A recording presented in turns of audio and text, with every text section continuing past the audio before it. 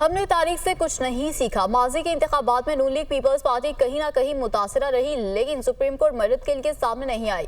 جیسا 2018 میں ہوا اب بھی ویسا ہی ہو رہا ہے۔ جو آج ہو رہا ہے شاید کل پھر اس عدالت کو اس پر پچھتاوے کا اظہار کرنا پڑے۔ اسی پر بات کرنے کے لیے ہمارے ساتھ موجود ہیں حسیب ملک۔ حسیب، بتائیے اس عدالتی کارروائی کا حوال۔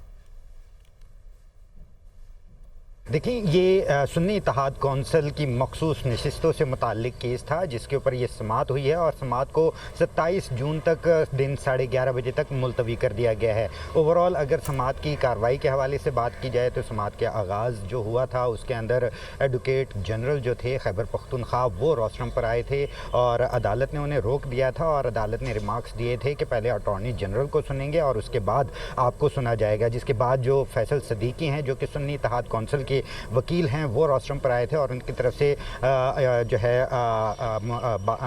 مکالمہ کیا گیا چیف جسٹس اطہر من اللہ جسٹس قاضی فائز عیسیٰ سے کہ گزشتہ سماعت پر کچھ سوالات اٹھائے تھے، اس کے حوالے سے جواب دینا چاہتا ہوں، جس کے اوپر حامد رضا کے حوالے سے انہوں نے بتایا کہ حامد رضا نے جو الیکشن کمیشن کے اندر جو کاغذات نامزدگی جمع کروائی تھی اس کے اندر سنی اتحاد کونسل کے جو پارٹی ٹکٹ تھا، سرٹیفکیٹ تھا، وہ جو ہے وہ جمع کروایا تھا، لیکن الیکشن کمیشن نے ان کے اوپر دباؤ ڈالا تھا اور ان کا جو ہے آزاد امیدوار کی حیثیت سے ان کا جو ہے کاغذات نامزدگی وہ قبول کیے تھے، اور یہاں تک کہ پارٹی کا جو انتخابی نشان تھا وہ بھی الاٹ نہیں کیا گیا تھا۔ اس کے ساتھ ساتھ جو مخصوص نشستوں کے جو ارکان ہیں، مخصوص نشستوں کے ان کے جو وکیل تھے مخدوم علی خان، ان کی طرف سے دلائل کا آغاز کیا گیا، اور دلائل کے اندر بیسک جو ان کا موقف تھا وہ 1 پوائنٹ جو ان کا بیسک موقف تھا 1 پوائنٹ تھا، اور ان کا یہ بیسک جو دلائل کے اندر پوائنٹ تھا وہ یہ تھا کہ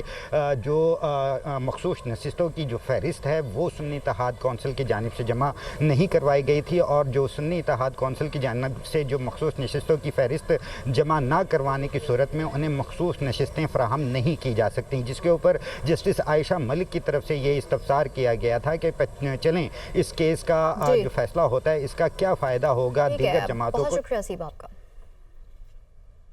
وزیر اعظم شہباز شریف کا کہنا ہے کہ یہ بات سچ ہے کہ آئی ایم ایف کے ساتھ مل کر بجٹ بنانا پڑا۔ آج اگر ہمیں آئی ایم ایف کا جواب آ گیا تو ایوان کو آگاہ کریں گے۔ امید ہے کہ اس حوالے سے خوشخبری ملے گی۔ وہ قومی اسمبلی میں اظہار خیال کر رہے تھے۔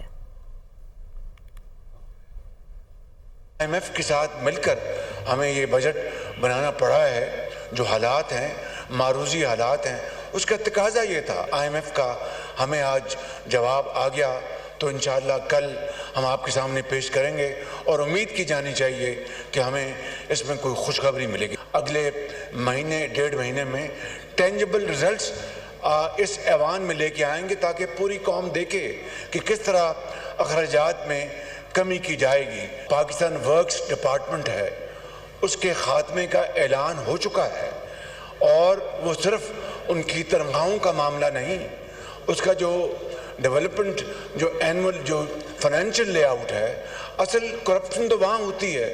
آنریبل جو فائنانس منسٹر ہیں ان کی سربراہی میں ڈاؤن سائزنگ اور رائٹ سائزنگ کے حوالے سے ایک کمیٹی بن چکی ہے۔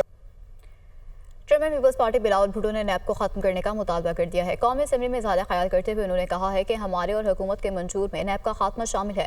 ماضی میں نیب کو سیاسی بنیادوں پر استعمال کیا گیا۔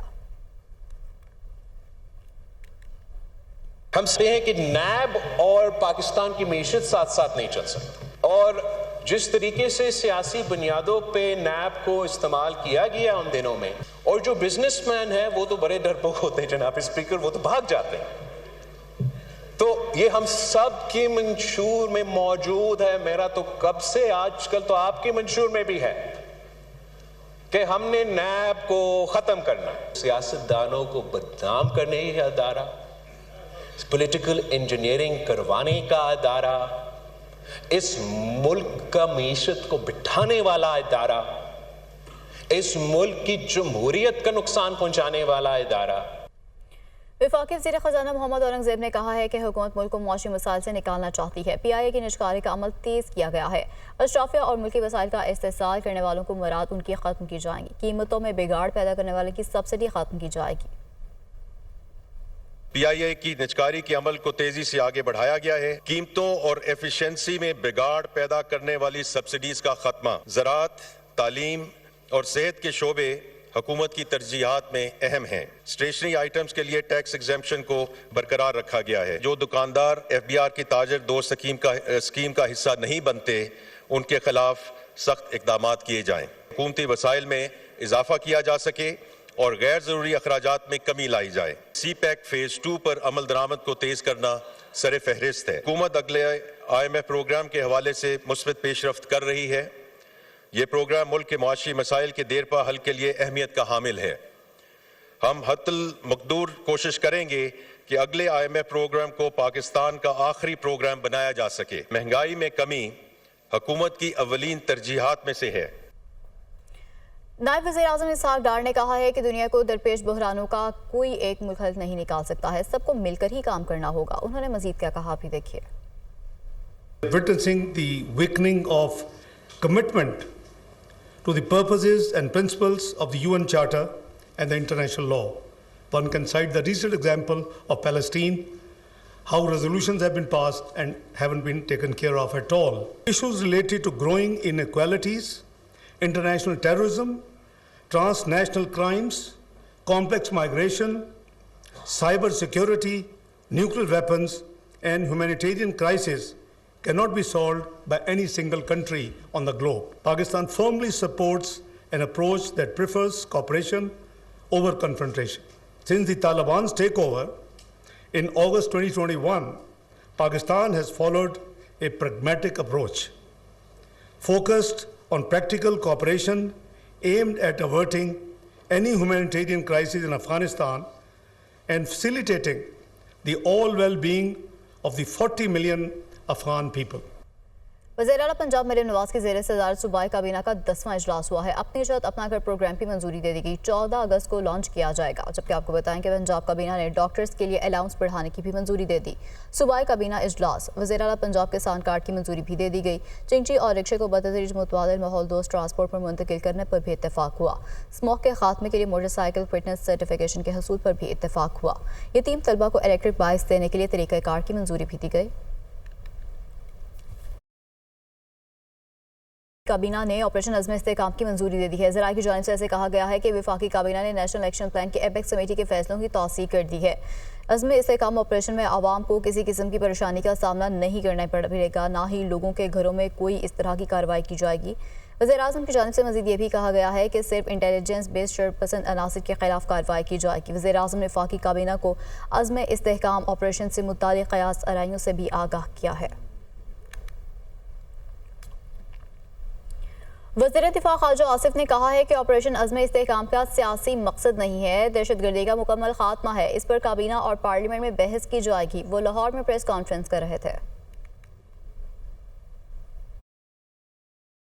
इसको कंपेयर किया जा रहा है ज़रब अज़ब से या राह निजात से या रद्दुल फ़साद से। उन ऑपरेशंस की नोयत जो थी वो मुख्तलिफ थी और ये किसी इसके कोई सियासी जो है अज़ाइम नहीं है। इस ऑपरेशन के चारों चीफ मिनिस्टर मौजूद थे, किसी ने मुखालफत नहीं की इस प्लान की। आज काबीना में ये पेश होगा, उसके बाद इस पे हाउस में इसके ऊपर डिस्कशन होगी। JUI या ANP या PTI की तरफ से जो तशवीश का इजहार किया जा रहा है वो उनकी तशवीश को जो है हम ज़रूर एड्रेस करेंगे। ज़रूरत है इस वक्त के तमाम तर अदारे सबको जो है इसको सपोर्ट करना चाहिए। ये ना हो कि कानून नाफिज करने वाले अदारे कोई एक्शन लेते हैं और उनको अदलिया से रिलीफ मिलनी शुरू हो जाए। KP की हुकूमत जो है मैं वहाँ पे मौजूद था, चीफ मिनिस्टर साहब ने कोई इख्तलाफ नहीं किया। एक नेशनल क्राइसिस है जिसको एड्रेस करना सिर्फ पाकिस्तानी फ़ौज का फ़र्ज़ नहीं है, बाकी इदारों का भी उतना ही फ़र्ज़ है। और ये बदअमनी बढ़ सकती है, इसको सिर्फ मुल्क में नहीं मुल्क से बाहर से भी सरपरस्ती है इसकी।